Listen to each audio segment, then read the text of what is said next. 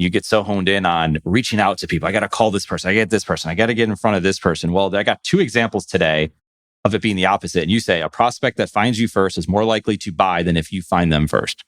All right. So I had never reached out to you. I'd read your book. So I'd already been a client of yours in a way, right? Mm. And then I never even thought to say, well, let's have Perry on the podcast. But somewhere, somehow, someone said Perry should be on Eric's podcast, Entrepreneur Perspectives. Well, that's proof right there. We had something out there and your team had reached out to us.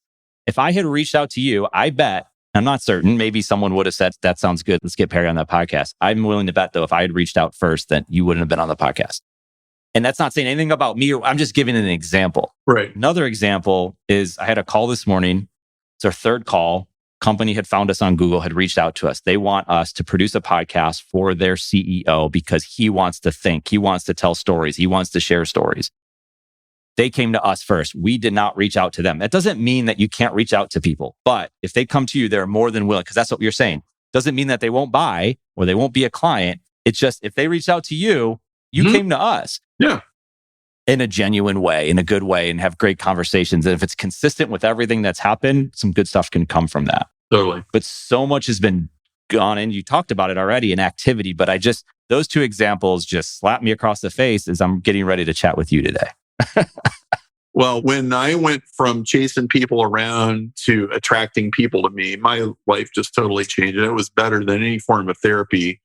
I mean, I was just selling industrial network hardware and software and to engineers. But the fact that an engineer actually wanted to talk to me rather than just trying to figure out how not to talk to me, you can only take all that rejection for so long after a while. It just gets hideous.